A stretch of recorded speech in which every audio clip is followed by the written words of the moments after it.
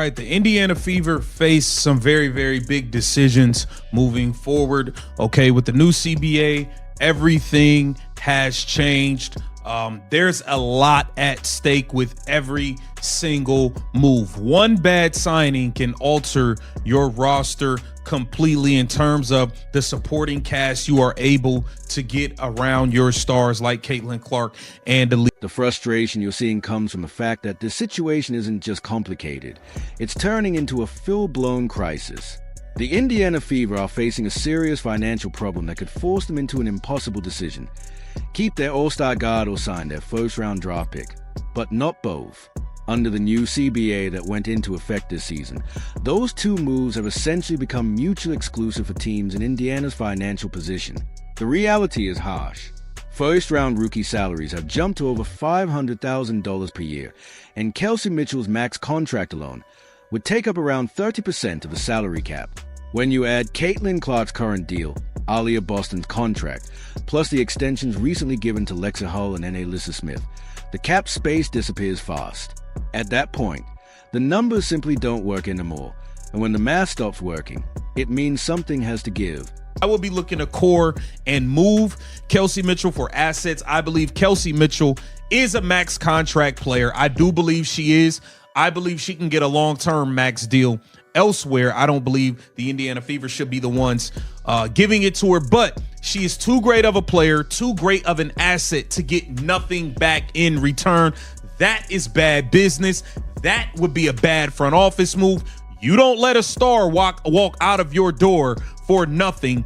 You make sure you get some. What is talking about with a core designation is basically the nuclear option. It's similar to franchise tagging a player for 1 year at a max salary, which gives the team leverage in trade negotiations instead of losing the player for nothing. And this is where it becomes very important for Indiana. Kelsey Mitchell has 6 years of service, which under the new CBA rules means he can still be called until 2027.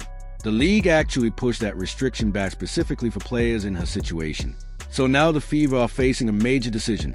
Either let her walk in free agency and receive nothing in return, or core her and trade her for assets, draft picks, young players, or salary relief. Because if they don't do that, they risk losing a 20-point-per-game scorer for absolutely nothing. And in professional sports, that's considered organizational malpractice.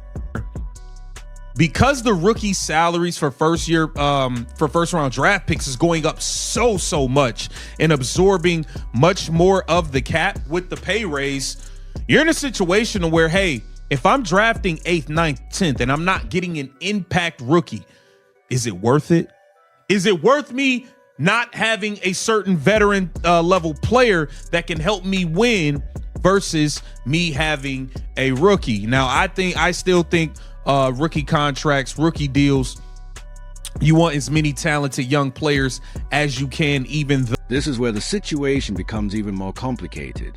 The Bleacher Report mock draft has Ta'Niya Latson falling to Indiana at the 10th pick. She averaged around 20 points per game at Florida State before transferring to University of South Carolina, where her draft stock unexpectedly dropped. In Dawn Staley's system, guards often take a backseat to post play and defense, and as a result, Latson's scoring numbers declined, but the talent is still clearly there. The real question for Indiana becomes simple but brutal. Would you rather have Latson on a 4-year rookie deal worth about $500,000 per year, or Kelsey Mitchell on a 1-year max contract worth over $4 million? With the current salary cap structure, they realistically cannot afford both. And if they choose Mitchell, they are paying premium money for what is essentially a 1-year rental who could leave next summer anyway. That's a financial trap Indiana is stuck in right now. That the Indiana Fever could take Ta'Niya Latson with the number 10 pick. I think that would be a really good pick. She's very similar to Kelsey Mitchell, smaller, undersized, scoring 2-guard. Okay, Ta'Niya Latson was a top 5 pick prior. She probably was a top 3 pick, top 4 pick prior to this season starting. But, you know, South Carolina is a guard. Dawn Staley's a guard killer. I don't know why Ta'Niya Latson went there. You was averaging 28 a game at Florida State, and you left to go to play at South Carolina, and it plummets your draft stock some. Makes no sense. But would you rather take on a Ta'Niya Latson? Okay. Would you? He's not wrong about the overseas veteran strategy. Under the old system, Bringing in a European player on a minimum contract was much more expensive than drafting a rookie, but now the situation is completely reversed. A veteran minimum contract is roughly $150,000, while a first-round draft pick now costs around $500,000, creating about a $350,000 difference for just one roster spot. Because of that, teams like Indiana now have to seriously evaluate whether that draft pick is actually worth the extra cost. If a team is selecting outside the top 5 and not getting an immediate impact player, it might make more sense to trade that pick for future assets and instead sign a veteran who can help the team right now.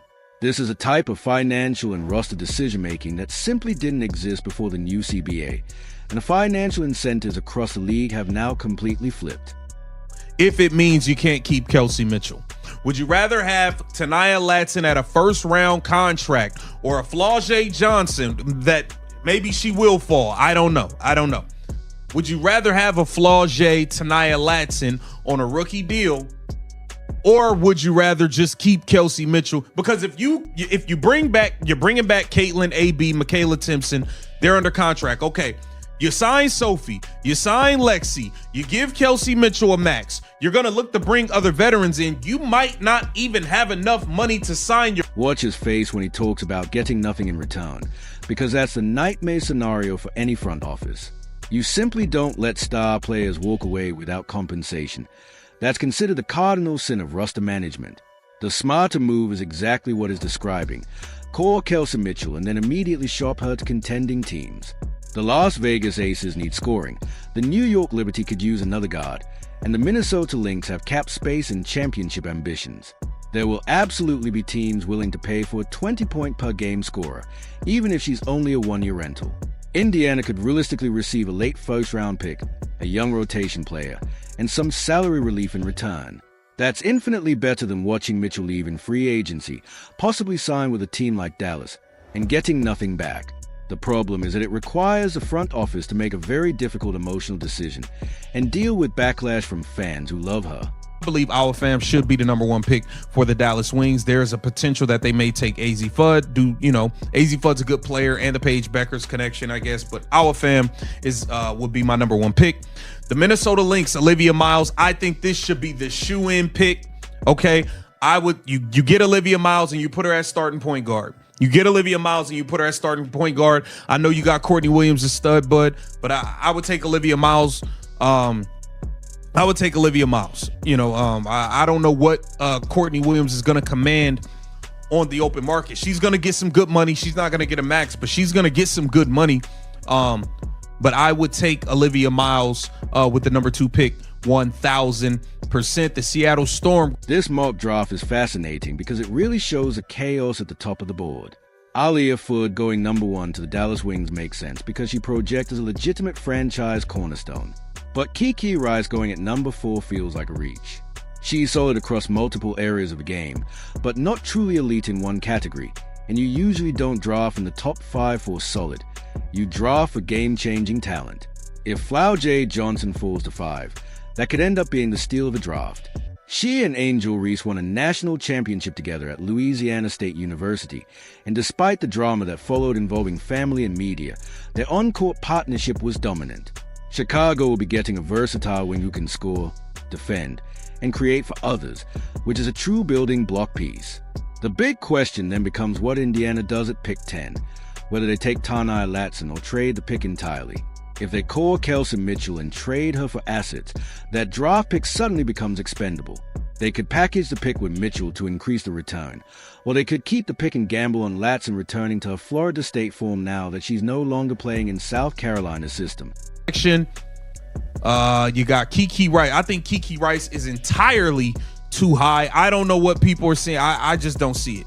I think she's okay.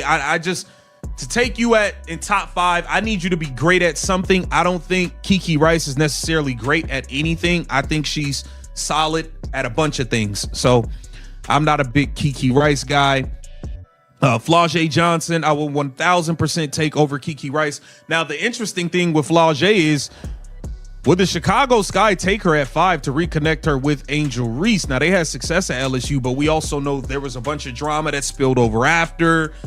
family involved. It was a lot going on. But I think Look at how he breaks down the guard prospects, because his evaluation is really about how college skills translate to the pro level.